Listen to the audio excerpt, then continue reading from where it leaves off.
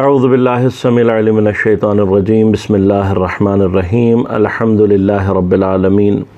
والصلاة والسلام علی رسولہ الکریم و اہل بیتہ الطیبین الطاہرین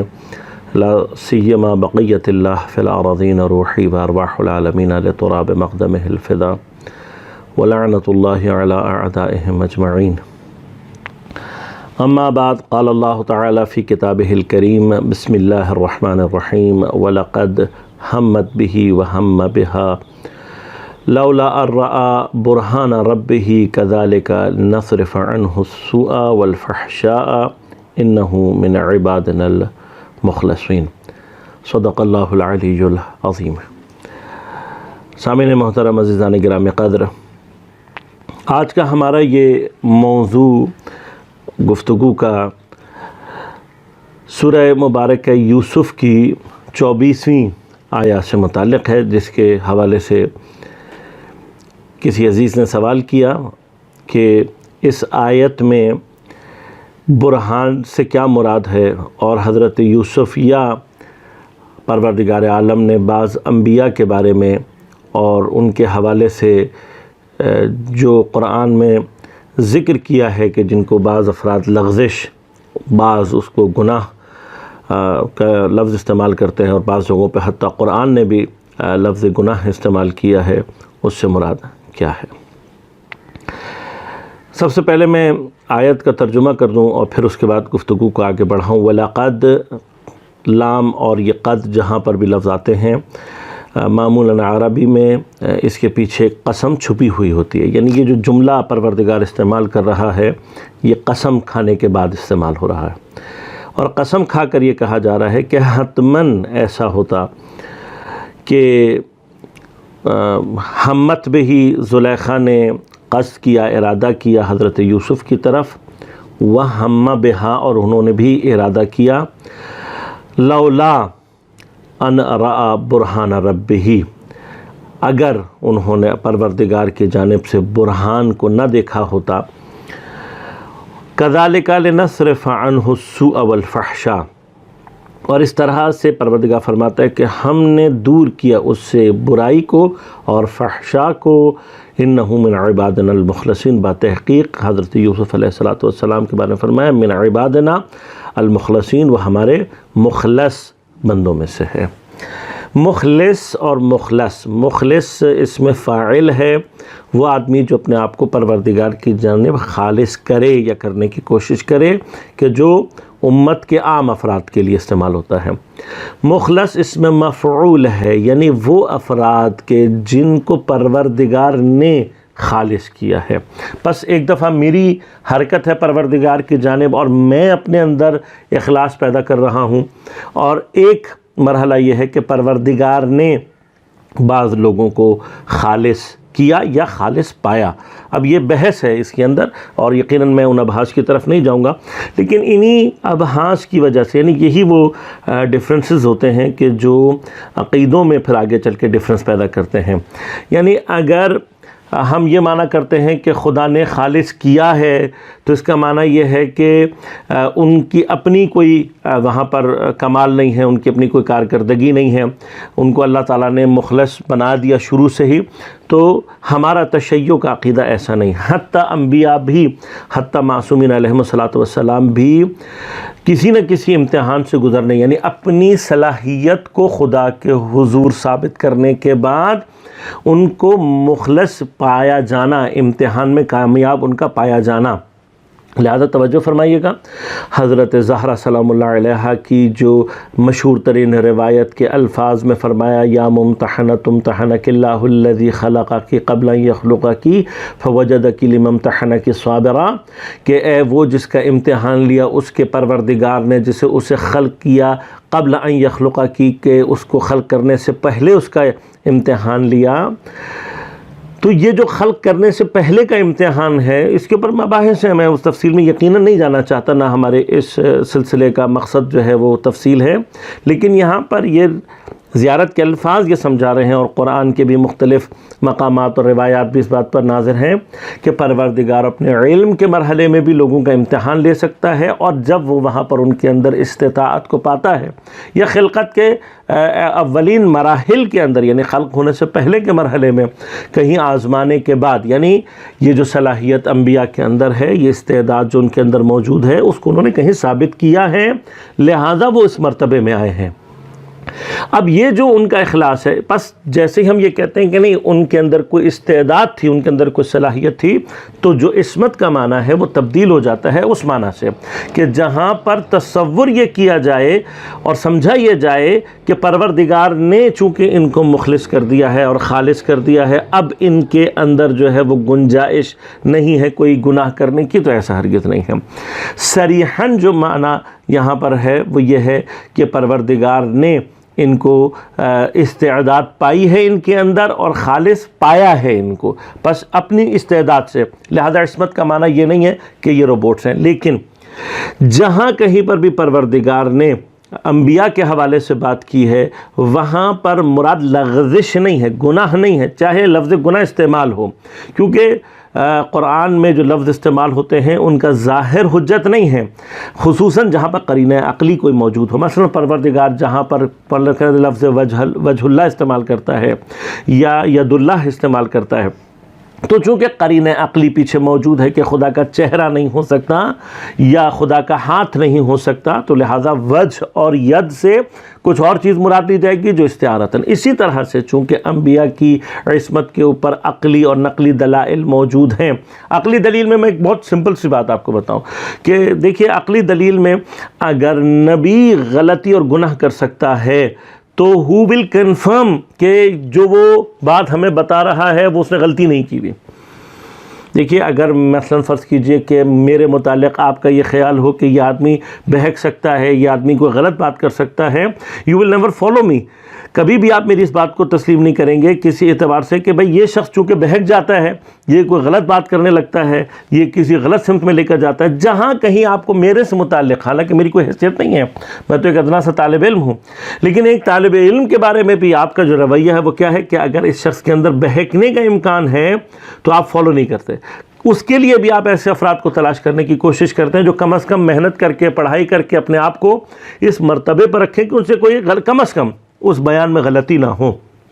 تو اب آپ خود تصور کر لیجئے کہ اگر انبیاء میں یہ چیز ایکسپیکٹڈ ہو تو پھر ان کی نبوت اور ان کو فالو کرنے کا معنی ہمارے لیے کیا باقی رہ جاتا ہے۔ لہذا اب یہاں پر جو حضرت یوسف علیہ السلام کے لیے فرمایا، تو پہلی بات اس پر ابحاث ہے تفسیر میزان میں، علامہ طباطبائی رضوان اللہ تعالیٰ علیہ نے بڑی تفصیل سے اس بات کو بحث کیا ہے۔ دیکھیے، ہمت بہی و ہم بہا، اب اگر ہم ان دونوں لفظوں کو اس لیے کہ اللہ نے مادہ ایک استعمال کیا ہے، دونوں سے قصد ایک لیں، تو یہ ایک صریحاً اشتباہ ہے جو اکثر سے ہوا ہے۔ دیکھیے، فرد کے اعتبار سے جو فعل کا معنی ہے وہ خود بخود بدل جاتا ہے۔ مثلا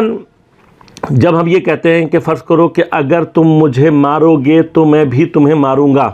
اب میں اس جملے کو بڑے سمپل انداز سے آپ کے سامنے پیش کر رہا ہوں، اگر تم مجھے مارو گے تو میں بھی تمہیں ماروں گا، اس میں جو پہلا والا مارنا ہے وہ اٹیک ہے، جبکہ دوسرا مارنا جو دوسرا لفظ ہے وہ ڈیفنس ہے۔ پورے کے پورے آپ جا کر دیکھیں جوڈیشری میں، اگر عدالت میں اور قضاوت میں بحث کریں گے، ان دو ایکشنز کا صرف اٹیک اور ڈیفنس کے عنوان سے جو معنی ہے وہ تبدیل ہو جاتا ہے، جبکہ ہو سکتا ہے کام کی ظاہر اور شکل بھی ایک ہو۔ اب کام کی شکل بھی ایک ہے لیکن اس کے اندر نیت کا فرق آ کے اس کو ایک کو اٹیک کو ایک کو ڈیفنس بنا کے پورے طور پر اگر تبدیل کر سکتا ہے، تو یہاں پر جب پروردگار فرما رہا ہے کہ زلیخا نے قصد کیا، اب ہمہ کا مطلب قصد ہے یہاں پر، اور حضرت ابراہیم نے بھی کیا، تو ہمارے پاس روایات میں بڑی تفصیل سے موجود ہے، اور آئمہ نے یہاں پہ بڑا تعصف کیا ہے ان لوگوں سے متعلق کہ جو حضرت یوسف علیہ السلام کے بارے میں یہ گمان پیدا کر لیتے ہیں کہ چونکہ زلیخا نے زنا کا قصد کیا تھا اور ہمت کا لفظ وہاں پر استعمال ہوا ہے تو حضرت یوسف سے متعلق بھی ایک تھوڑا سا انسان تصور پیدا کرے، ایک عام مذہبی اور ایک دینی اور ایک مذہبی شخصیت جو ہوتی ہے ہمارے ہاں، ہم اس کے لیے یہ جملہ استعمال، اگر فرض کریں ابھی میں یہاں پہ سے نبی ہٹا کر کوئی عام عالم دین یہاں پر لے آؤں تو اور اس کے بارے میں کہوں کہ فلاں خاتون نے تو جو ہے اس کے ارادہ کیا تھا، اس نے چونکہ ارادہ نہیں کیونکہ پر اچھا آدمی تھا، تو کیا آپ وہاں پر ارادہ اس کا زنا کا لیں گے؟ یہاں پہ یہ ٹھیک ہے کہ کہا کہ لو لا ان رآ برہان ربہ، کہ اگر یوسف نے برہان نہ دیکھا ہوتا تو وہ یہ قصد نہ کرتا، سے زنا کہیں ثابت نہیں ہوتا۔ اس کو بہت بہتر طریقے سے سمجھنے کی ضرورت ہے۔ بعض افراد یہ کہتے ہیں کہ جی زلیخا نے پالا تھا اور حضرت یوسف اس کی طرف ماں کی نگاہ رکھتے تھے، لیکن شہوت کا مادہ اتنا تھا، نعوذ باللہ من ذالک۔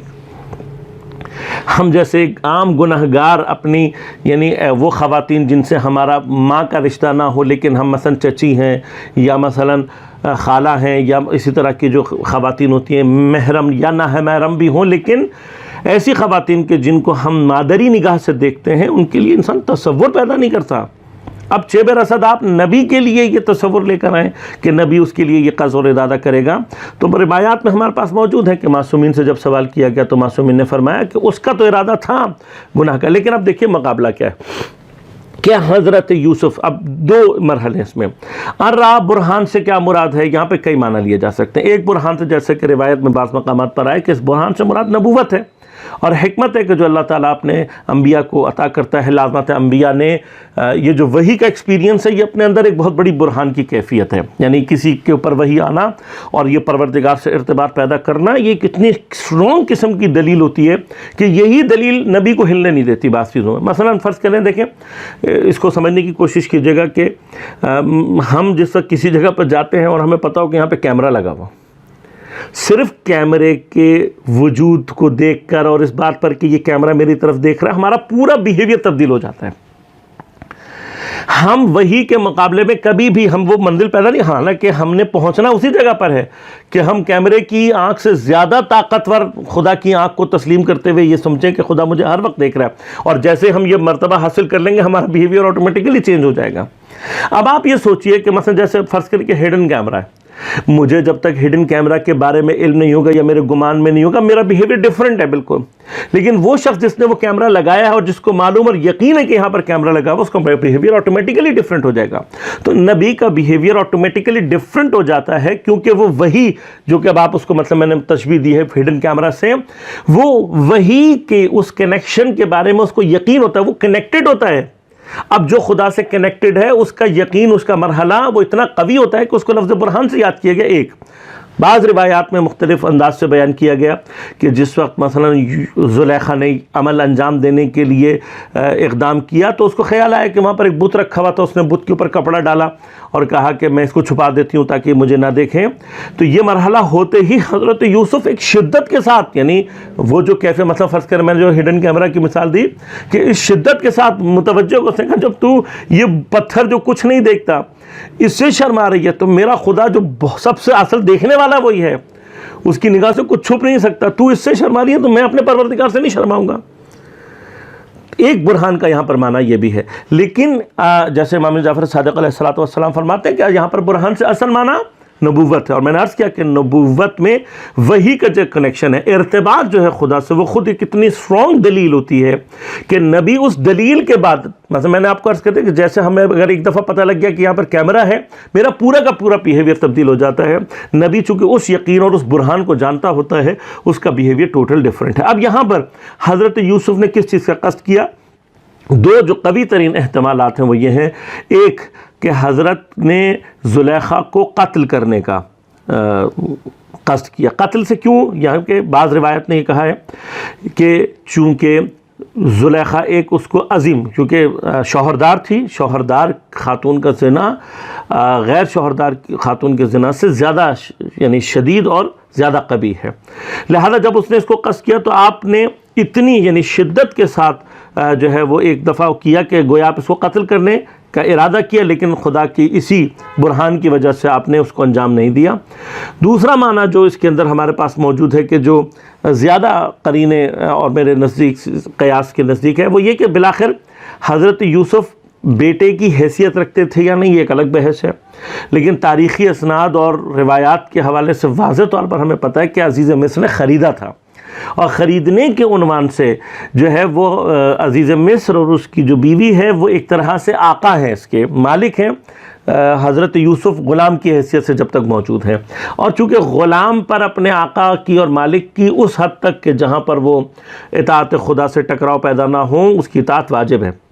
لیکن یہاں پر حضرت نے شدت کے ساتھ اس کو جو انکار اور اس کو رد کرنے کا جو ہے وہ یہ سمجھ لیں کہ غلامی سے باہر نکلنے کا جو ایک عمل ہے، اس کی حد تک جو ہے وہ اس کا ارادہ کیا۔ لہذا یہ جتنے بھی چیزیں ہیں کہ جو حضرت یوسف علیہ السلام نے، اگر ظاہر میں دیکھا جائے تو ایک غلام کو تابعداری کرنی چاہیے، لیکن آپ نے چونکہ خدا کی معصیت تھی اس سے انکار کیا اور اس کا خلاف ارادہ کیا۔ ابحاث زیادہ ہیں، لیکن انشاءاللہ خدا نے اگر توفیق عنایت کی تو بعض مطالب دیگر آپ کی لے کر خدمت میں حاضر ہوں گے۔ التماس دعا۔ والسلام علیکم ورحمۃ اللہ وبرکاتہ۔